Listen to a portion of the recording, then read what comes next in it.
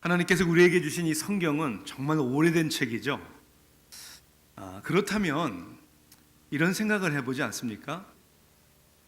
오래전에, 그래도 수천 년 전에 쓰여진, 우리에게 주어진 성경이 과연 오늘 21세기를 살아가는 현대인들에게는 도대체 의미가 있고 실질적으로 우리에게 힘이 되고 도움이 될 수 있을까? 물론 대답은 당연히 그렇습니다. 왜 그럴까요? 중요한 두 가지 이유 때문이 아닐까요? 첫째는 세월이 흐르고 시대가 바뀌어도 인간의 본질적인 갈망, 갈등, 문제, 아픔은 여전히 동일하기 때문입니다. 솔로몬 왕의 말을 빌자면 해 아래 새 것이 없습니다. 또 하나의 이유는 성경은 하나님의 진리입니다. 그렇기 때문에 세월은 지나가도 세대와 유행과 문화와 컬처는 바뀌어도 하나님의 진리는 변하지 아니하고 21세기를 살아가는 오늘 우리에게도 여전히 유효한 것입니다. 그래서 저는 2017년 이제 무구네를 보내고 또 새해를 맞이하면서 6주간의 계획을 하나님의 언약의 가정이다라는 큰 주제로 말씀을 나누고 있고요. 먼저 3번 자기가 설교를 했어요. 3번. 제목이나 내용을 기억을 하시는지요? 또 다 까맣게 잊어먹는 은혜가 있으니까. 첫째는 그런 얘기를 했죠. 누가 자녀를 키웁니까? 누가 자녀를 키웁니까? 사실은 가정에서 부모가 책임을 져야 되는데 때로는 학교에, 때로는 주일학교 교사 선생님들에게 위탁 교육을 하는 그런 우리 많은 가정의 모습이 있다. 가정에서 특히 부모가 책임을 져야 된다. 두 번째 시간은 자녀의 상한 감정의 치유라는 제목으로 말씀을 나누었어요. 살다 보면 많은 아픔과 실망과 상처가 있는데 이 아픔과 상처가 대개 누구로부터 옵니까? 가정에 가까운 사람으로부터 와요. 여러분, 자녀들도 상처가 있는 거 아세요? 그래서 자녀들의 상한 심정을 노엽게 하지 말고 우리가 풀어줘야 된다. 그리고 세 번째는 하나님은 언약의 하나님이다. 하나님이 약속하신 하나님이시다. 이렇게 말씀을 나눴습니다. 이제 오늘부터 3주간 동안은 이제 동일한 성경 본문을 가지고 이 언약의 가정을 세우기 위해서 21세기를 살아가는 오늘 우리들에게, 우리 각 개개인에게, 그리고 우리 가정에게 어떠한 사명이 있는가 말씀을 나누길 원합니다. 사실 지난 10월 달에 Reformation Worship Conference라는 제가 여러분 컨퍼런스에 참석을 했어요. 거기에서 팀 찰리스라는 목사님이 토론토 캐나다에서 온 목사님이신데 그분을 통해서 많은 깨달음과 도전을 받았습니다. 그래서 앞으로 이제 3주간 이제 함께 나눌 본문 말씀 그리고 3주의 그 주제, 큰 주제는 저는 그때 세미나를 들으면서 도전받고 그리고 그 강의를 통해서 많은 아이디어를 얻었다는 것을 여러분에게 말씀을 드리고, 자, 우리가 데살로니가 전서입니다. 4장 1절부터 12절까지인데요. 오늘은 그 첫 시간으로서 1절부터 8절까지의 말씀을 특별히 우리가 주목하여 관찰하고 말씀을 깨닫기를 원합니다. 데살로니가 전서 4장 1절부터 8절까지를 제가 봉독해 올립니다. 신약성경 331면 332면의 말씀입니다. 살아계신 하나님의 말씀. 그러므로 형제들아, 우리가 끝으로 주 예수 안에서 너희에게 구하고 권면하노니 너희가 마땅히 어떻게 행하며 하나님을 기쁘시게 할 수 있는지를 우리에게 배웠으니 곧 너희가 행하는 바라 더욱 많이 힘쓰라. 우리가 주 예수로 말미암아 너희에게 무슨 명령으로 준 것을 너희가 아느니라. 하나님의 뜻은 이것이니 너희의 거룩함이라. 곧 음란을 버리고 각각 거룩함과 존귀함으로 자기의 아내 대할 줄을 알고 하나님을 모르는 이방인과 같이 세욕을 따르지 말고 이 일에 분수를 넘어서 형제를 해하지 말라. 이는 우리가 너에게 미리 말하고 증언한 것과 같이 이 모든 일에 주께서 신원하여 주심이라. 하나님이 우리를 부르심은 부정하게 하심이 아니요 거룩하게 하심이니 그놈으로 저버리는 자는 사람을 저버림이 아니요 너희에게 그의 성령을 주신 하나님을 저버림이라. 아멘. 사회, 시대, 문화, 컬처는 당연히 사람들에 의해서 만들어지는 것이지만 또한 반대로 생각해 보면 우리는 그 시대와 사회와 문화와 유행에 의해서 영향을 받고 그리고 지배를 받습니다. 이것을 우리가 절대 무시할 수가 없습니다. 그래서 로마서 12장 2절 말씀을 보면 너희는 이 세대를 본받지 말고 그렇게 돼 있어요. 이 시대를 본받지 말라는 말을 새 번역은 이렇게 번역을 합니다. 이 시대의 풍조를 본받지 말고. 이 시대의 흐름이 있잖아요. 이 시대의 가치관이 있잖아요. 이 시대에 많은 사람들이 가는 유행, 다 그렇게 하잖아 라고 하는 그 유행을, 그 풍조를 따르지 말아라. 그렇다면 우리가 살고 있는 이 땅에 그 시대의 풍조를 알아야죠.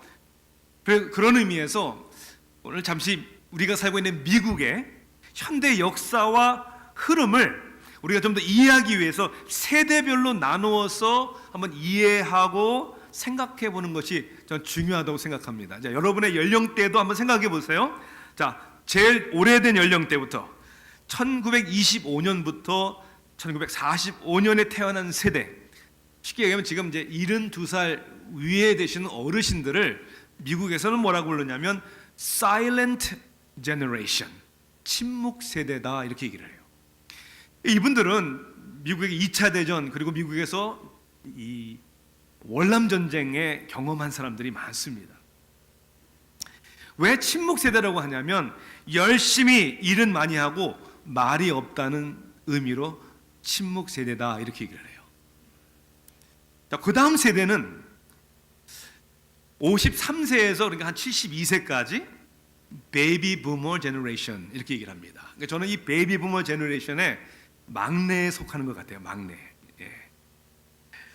2차 세계대전이 끝난 후부터 1964년까지 그 사이에 태어난 세대를 의미합니다. 왜냐하면 그 당시 전쟁이 끝난 후에 아이를 많이 낳았어요.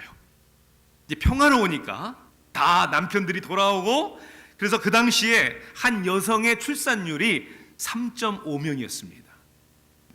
지금 미국의 출산율이 얼마 되는지 아세요? 1.84. 한국은요 1.24.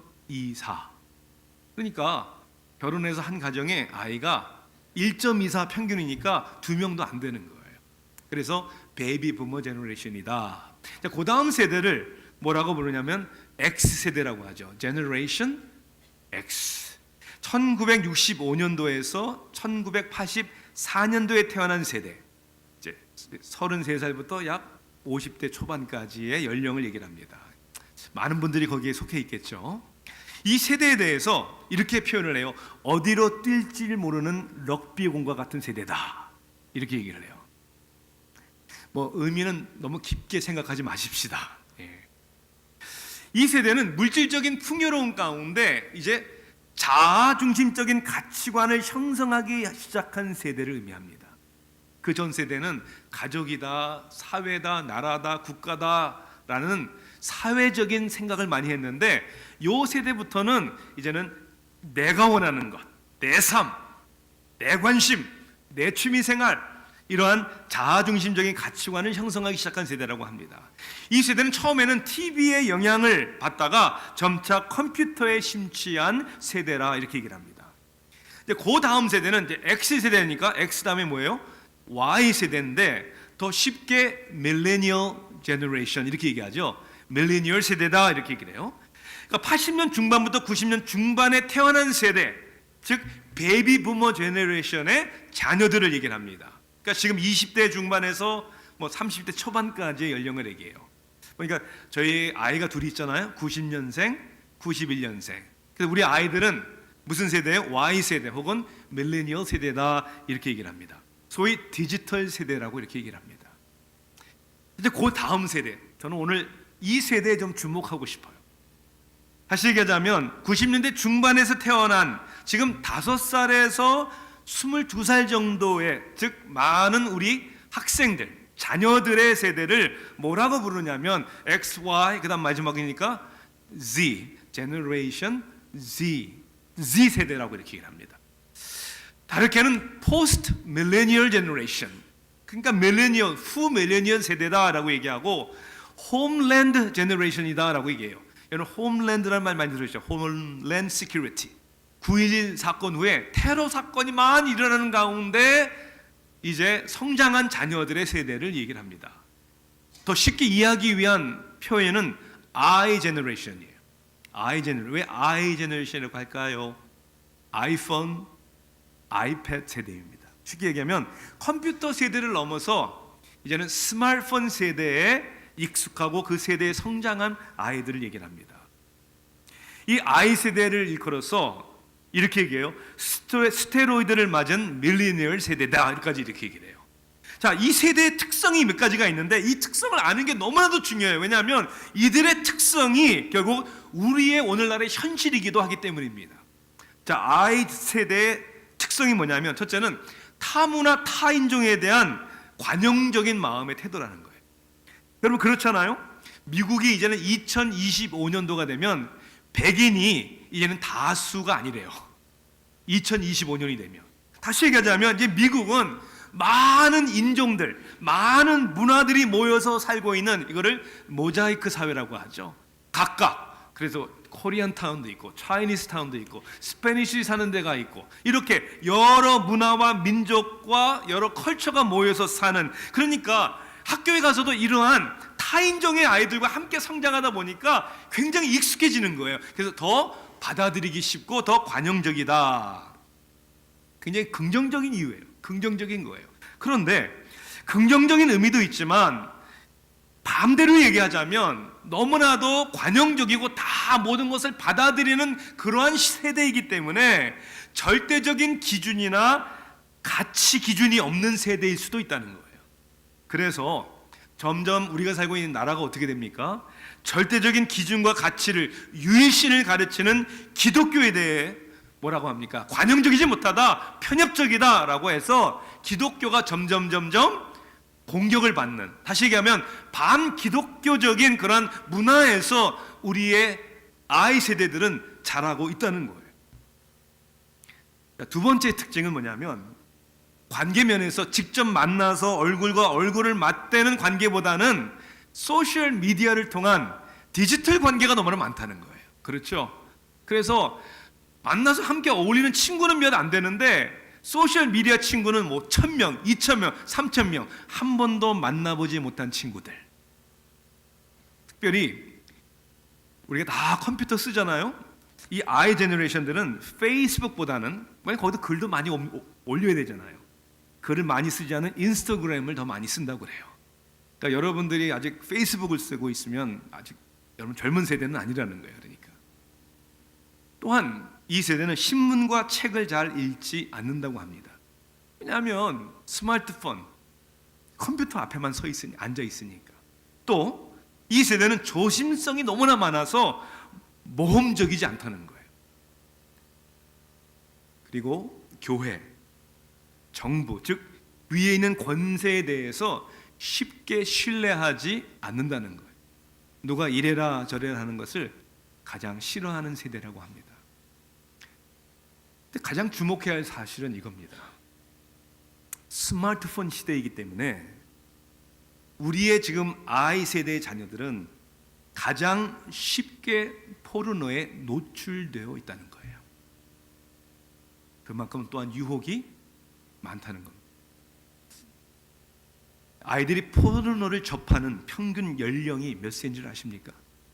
12세입니다. 12세가 되면 평균적이니까 다 포르노를 접한다는 거예요. 그런데도 우리는 아이들에게 스마트폰, 아이패드 다 던져주고 스마트폰, 아이패드이 베이비시터 해주게 하잖아요. 여러분 검색할 때 키워드 잘못 하나 딱 치면 이상한 사이트가 막 뜨는 거 아세요? 그만큼 유혹이 많다는 거예요. 그만큼 쉽게, 그래서 부모가 감시할 수, 통제할 수 없는, 어디나 가지고 다니니까 그런 시대 속에서 우리 자녀들이 성장한다는 거예요. 미국의 청소년들이 처음 성경험을 하는 평균 연령이 17세라고 합니다. 그리고 고등학교를 졸업할 때면 고등학생의 50%가 성경험이 있다는. 저는 이것은 청소년들의 문제만이 아니라고 생각합니다. 이거는 모든 세대가 다 겪고 있는 유혹과 우리의 삶의 현실이라는 것. 오늘만 21세기만이 아니죠. 성경에도 보면 이 성의 문제 때문에 다윗도 간음을 범하고 살인까지 하고 죄를 지어 하나님 앞에 회개할 수밖에 없는 이런 그런 상황을 겪었잖아요.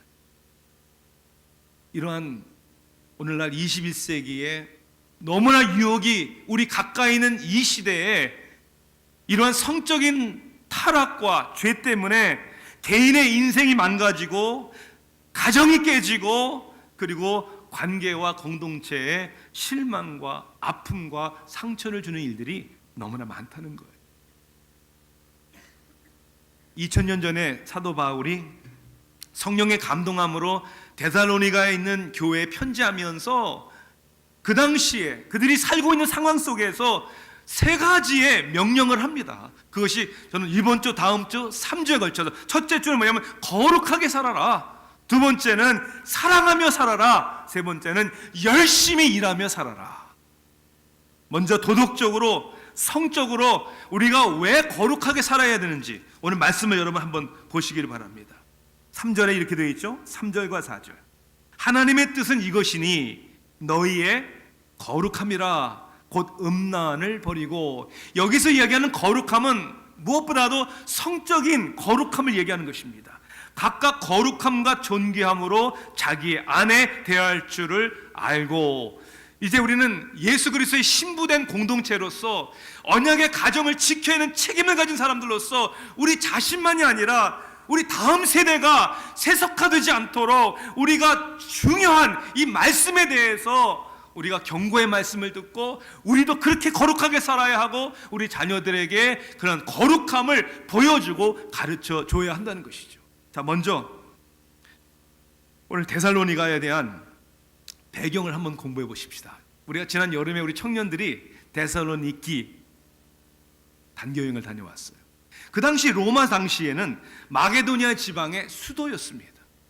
그 당시 인구가 약 20만 명이 넘었다고 그래요. 굉장히 큰 도시죠. 항구 도시였기 때문에 무역이 활발했고 그리고 물질적으로 부유한 도시였다고 합니다. 그만큼 물질적으로 부여로우면 일어나는 일들이 있잖아요. 도덕적으로, 성적으로 타락한 도시였습니다. 이 도시에 사는 믿음의 사람들이 있었습니다. 사도 바울이 선교여행 2차 전도여행 때, 즉 주후 49년도경에 그곳을 방문해서 전도해서 교회를 세웠습니다. 그리고 이제 이 편지를 사도 바울이 쓸 때는 고린도에서 이 편지를 썼는데 주후 51년, 그러니까 49년도에 교회를 세웠고 51년도에 이 편지를 썼으니까 교회가 생긴 지, 즉 그들이 신앙생활 한 지 약 이제 2년밖에 되질 않았어요. 그러니까 아직 얼마나 믿음 안에서 연약한, 어떻게 보면 이제 막 성장하는 믿음의 사람들인데 그렇게 쉽지 않았단 말입니다. 지금도 믿음 생활하기가 쉽지 않은데 그 당시에도 쉽지 않았어요. 그건 두 가지 이유 때문에 쉽지 않았습니다. 첫째는 핍박이었고 두 번째는 압박 때문이었다. 핍박은 예수 믿는다는 한 가지 이유 때문에 고난을 당하고 때로는 죽임을 당하까지 하는, 손해를 보는 그러한 핍박이 있었다. 두 번째는 압박이에요. 무슨 압박이에요? 가치관이 다른 세상이잖아요. 우리는 하나님 중심으로 사는데 세상 물질주의 중심, 자기 중심으로 사는 이 세상 속에서 손해보는 일들이 너무나 많은 거예요. 때로는 핍박당하고 왕따당하고, 그리고 많은 경우에 그냥 눈 딱 감고 타협하면 되는데 그걸 할 수 없으니까, 아니 하면 안 되니까 다 가는 길 나도 그냥 그렇게 가면 편할 텐데 그렇게 가야 되나? 손해보는 거 아니야? 이렇게 갈등하는 성도들에게 특별히 이 성적인 유혹은 내적으로 내 안에서부터도 일어나고 주위 환경이 너무나도 타락했기 때문에 가는 곳마다 보이는 곳마다 성적 유혹이 있었기 때문에, 그래서 오늘 하나님의 뜻이 뭐라고요? 너희의 거룩함이라. 그 거룩함은 다른 것보다도 음란을 버리라는 거예요. 그래서 먼저는 이 성적인 거룩함이 왜 중요한지를 우리가 말씀을 통해서 깨닫고 우리 다음 세대, 우리 가정에 이것이 우리 삶의 파운데이션이, 기초가, 초석이 되기를 원합니다. 자, 5절에는 뭐라고 되어 있어요? 우리 같이 한번 읽어보십시다. 자, 데살로니가전서 4장 5절 같이 시작. 하나님을 모르는 이방인과 같이 세욕을 따르지 말고. 세욕을 따르는 사람들이 누구였어요? 하나님을 모르는 사람들. 여러분, 도대체 하나님을 안다, 하나님을 모른다, 이 차이가 뭘까요? 우리 간단하게 설명할 수 있을 것 같아요. 하나님을 아는 사람은 하나님의 뜻대로 살기를 몸부림치는 사람들이고, 하나님을 모르는 사람은요, 하나님을 모르니까, 하나님을 부정하고 인정하지 않으니까 누구 뜻대로? 자기 뜻대로 내가 주인이 돼서 살아가는 것, 그 차이 아닙니까? 그래서 저는 이런 성적인 거룩함에 대해서 이렇게 이해하고 이렇게 생각합니다. 하나님을 믿지 않는 사람들은 자기의 신념대로, 자기의 의지대로, 자기가 원하는 대로 삽니다. 그건 하나도 이상한 것이 아니에요. 왜?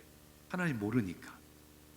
예를 들자면 동성 연애를 하고 동성 결혼을 하고 마음으로 육체적인 쾌락으로 끌리는 대로 행하는 삶은 믿지 않는 사람, 자기 주관대로 사는 사람에게는 하나도 이상한 것이 아니라 어떻게 보면 당연한 것이에요. 그래서 우리는 정죄할 필요도 없는 거예요. 아니, 가치관과 기준이 다른데 아니 무슨 말로 설득을 하고 무슨 말을 얘기를 합니까? 어떻게 보면 그들에게 필요한 것은 우리의 도덕적인 판단이나 정죄가 아니에요. 아니, 판단하고 정죄하면 안 돼요. 사실은 그들에게 필요한 것이 뭡니까? 복음이에요. 복음. 그리고 하나님을 인격적으로 만나는 것이 더 중요합니다. 하나님을 인격적으로 만날 때 예수님은 이제는 내 인생의 주인입니다 라는 신앙 고백이 있을 때 비로소 자, 그럼 우리가 어떻게 살아야 될지 얘기해 보십시다. 그때 대화를 우리가 할 수 있는 것이죠. 그래서 하나님을 알지 못하는 사람들은 그러는 것이 당연하다, 정죄할 필요도 없다. 그런데 하나님을 믿는 사람들의 경우는 다릅니다. 그렇죠. 특별히 음란을 생각을 하는 것도 죄지만 음란한 생각을 하는 것과 음란한 행동을 하는 것과는 차이가 있어요. 자, 예를 들어 볼까요? 남의 것을 탐하는 마음이 있는 것과 남의 것을 탐이 나서 훔치는 것은 똑같은 죄이긴 하지만 그 정도는 차이가 있습니다. 우리가 음란한 생각을 하는 것은 죄악되고 연약한 사람이기 때문에 합니다.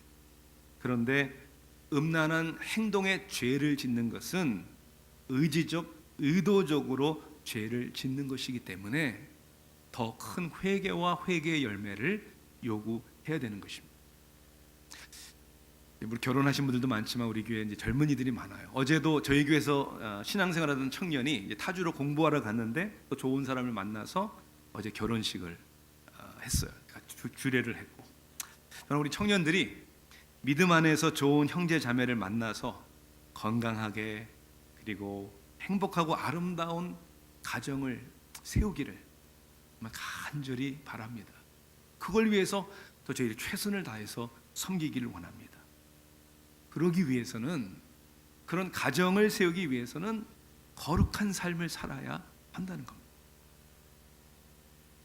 왜냐하면 음란의 죄는 개인과 관계와 공동체를 파하기 때문입니다.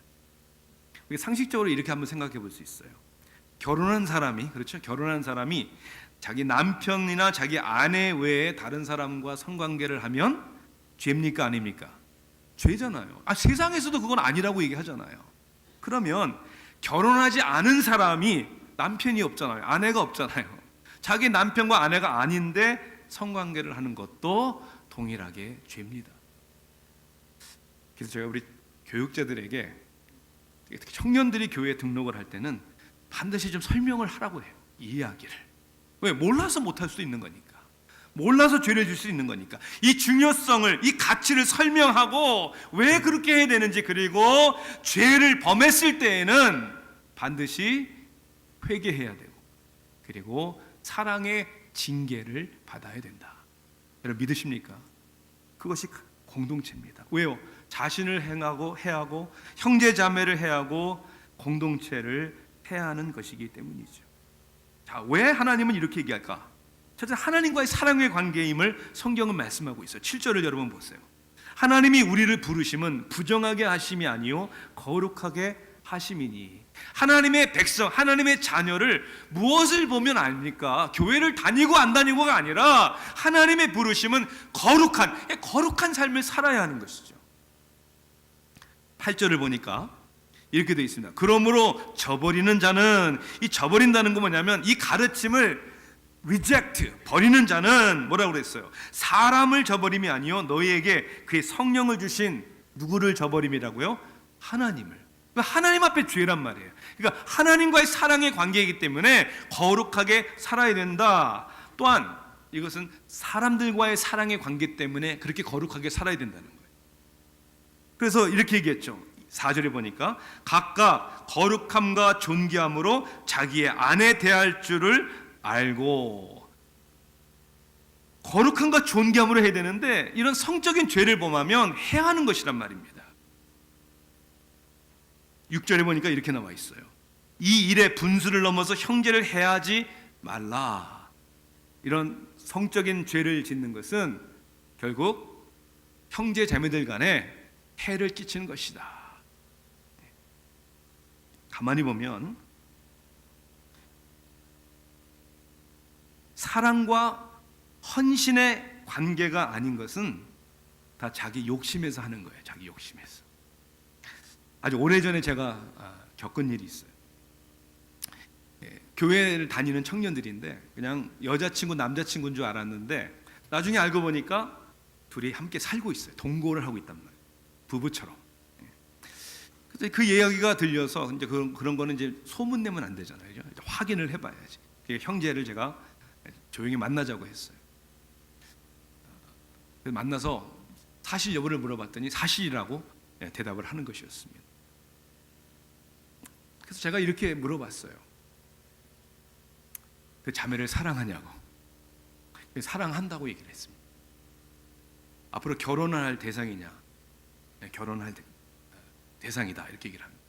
그럼 왜 지금 결혼을 안 하고 있냐? 나이도 둘이 이제 지극히 먹었는데 결혼할 수 있는 결혼식에 대한 어떤 재정적인 아직 준비가 안 됐다 이렇게 얘기를 해요. 그래서 제가 이렇게 얘기를 했습니다. 결혼식에 대한 재정적인 것을 내가 개인적이든지 교회든지 내가 부담할 테니까 결혼해라. 그렇게 사랑하는 사람과 죄 가운데 부끄러워서 아무도 모르게 그렇게 감추어서 사는 거 아니다. 참 속상하고 안타까운 것은 참 들었으면 참 좋았을 텐데 그 주로 교회를 나갔어요. 그 주로 그 형제는 제가 파건하건대 그 자매를 사랑하는 사람 아닙니다. 그리고 헤어졌습니다. 내가 나중에 보니까 사랑하는 사람 아니에요. 그리고 거짓말쟁이입니다. 부담 없이 책임지지 않고 자기 인생을 즐기겠다는 겁니다. 사랑에는 책임이 있습니다. 아멘. 사랑에는 희생이 있습니다. 그리고 사랑에는 부모님이나 공동체나 누구나 하나님 앞에 떳떳해야 합니다. 믿으십니까 여러분? 이것이 하나님이 위하시는 말씀이라는 거예요. 야단치고 정죄하겠다는 게 아니라 하나님이 좋은 길을 보내주셨는데 왜 그렇게 하냐는 거예요. 특히 요즘에 미국에서 보면 상원, 하원 의원들이 정말 축풍 낙엽처럼 그 높은 정치인의 자리에서 막 떨어져 내려가요. 왜 그런지 아시죠? 요즘에 무엇 때문에?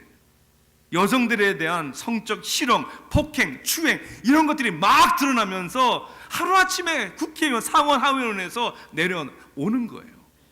전 그런 생각을 해봤어요. 아니 세상에서도 그저 하나님의 진리가 기준이 아닌 세상에서도 그렇게 도덕적, 윤리적, 성적으로 잘못하고 그렇게 추락하게 되면 정경의 자리에 서지 못하는데 하물며 하나님을 믿는 사람들이 축복을 누리고 영향력을 끼치며 살아야 되는데 우리가 어떻게 살아야 하는가? 지난 주간에 우리 교회 청소년들 수양회가 있었습니다.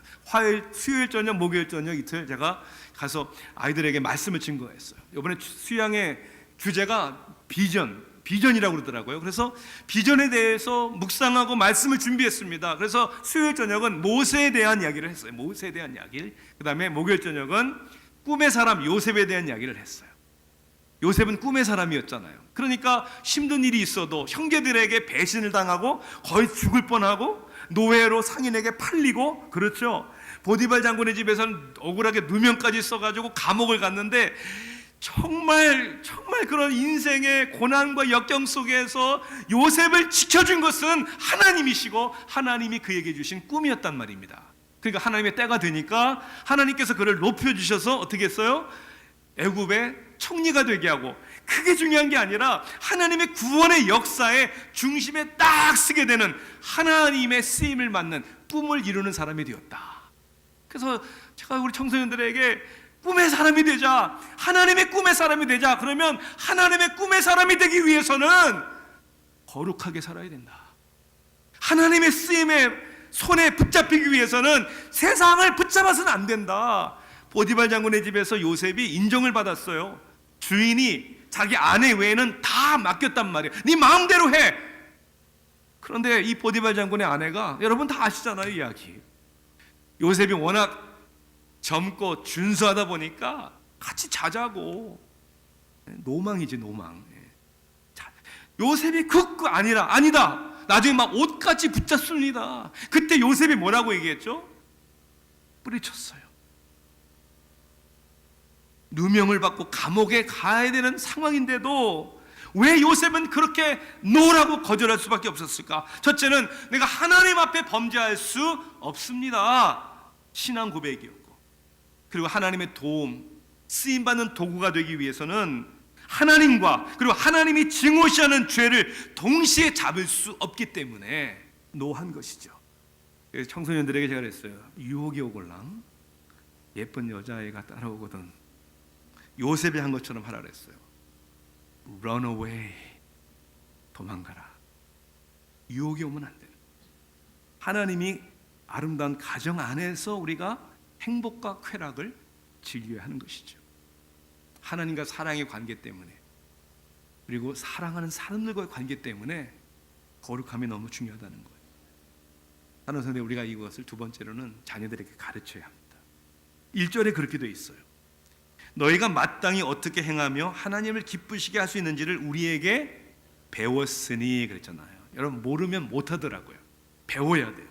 어떻게 배웁니까? 누군가가 가르쳐줘야 되는 거예요. 우리 자녀들에게, 우리 다음 세대에게 가르쳐줘야 되는 것이죠. 제가 여름에 논문을 쓰기 위해서 이제 미시시피주 잭슨에서 10주 동안에 있을 때 9교회 미국 PCA 교회를 제가 주일날 참석해서 예배를 드렸어요.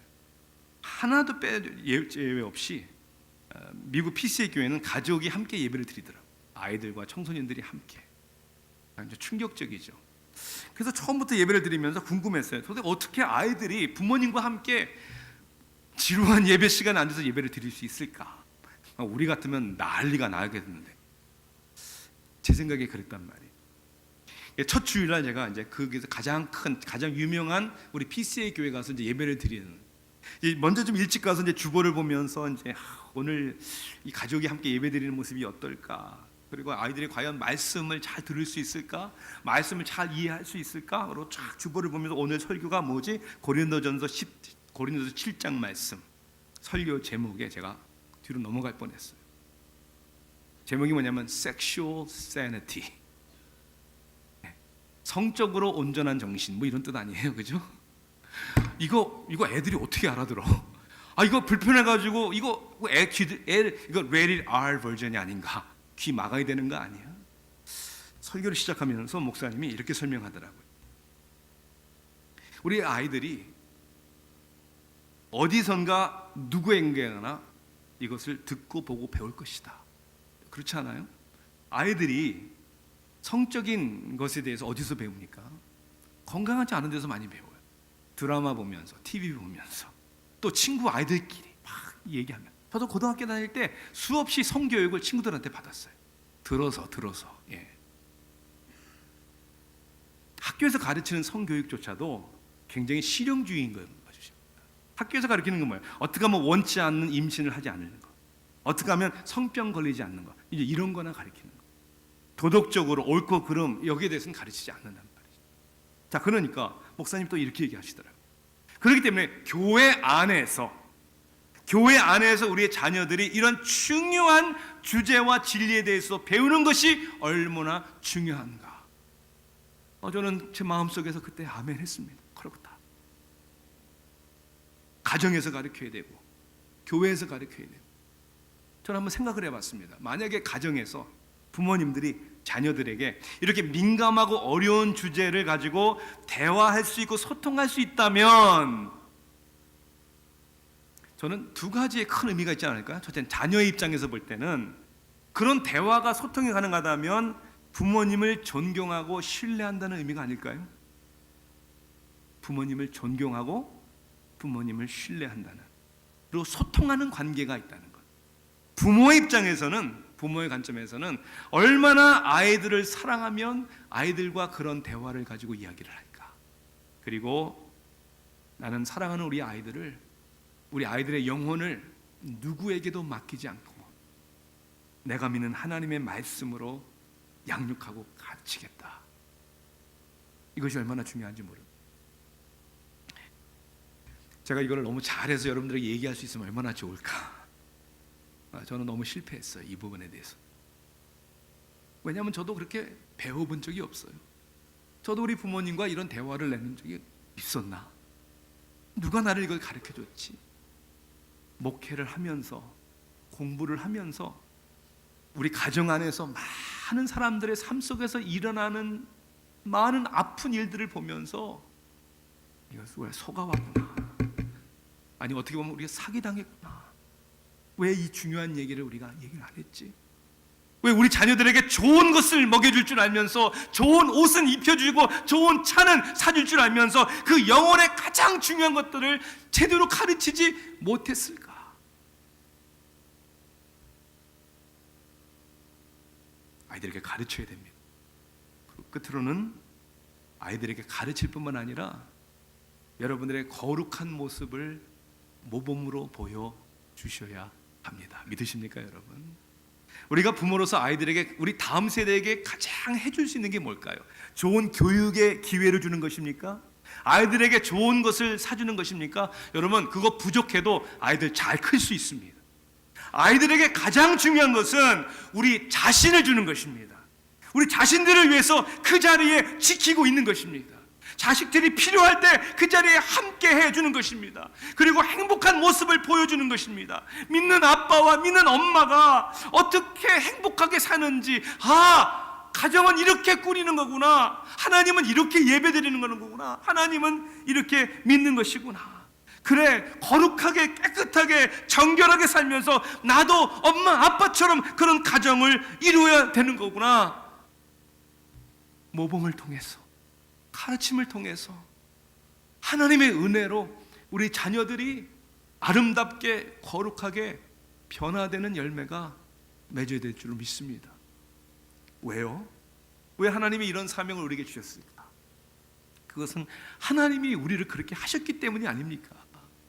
하나님이 다른 어떤 것을 우리를 주지 아니하시고 하나님 당신을 우리를 위해서 이 땅에 육신의 몸을 입고 오시게 함으로 말미암아 우리가 본 바요 들은 바요 만진 바라라고 하지 않았습니까?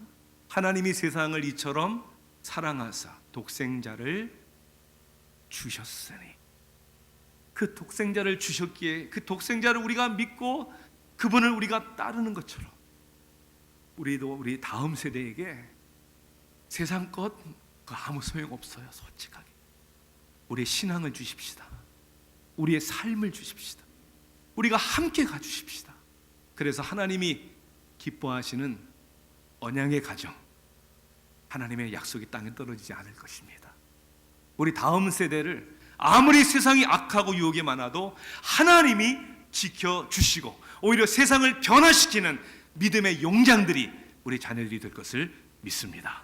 기도하시겠습니다.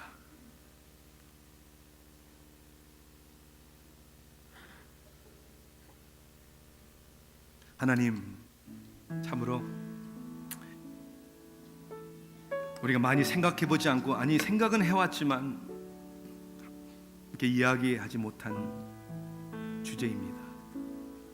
그런데 감사한 것은 성경은 이 말씀을 우리에게 해주십니다. 이것이 우리들의 현실적인 문제이기 때문입니다.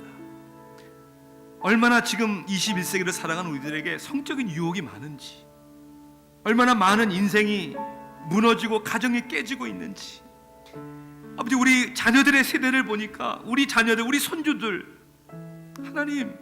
하나님의 은혜가 아니면, 하나님의 진리로 붙들지 아니하시면 아버지, 그들이 세상을 어떻게 이길 수 있습니까?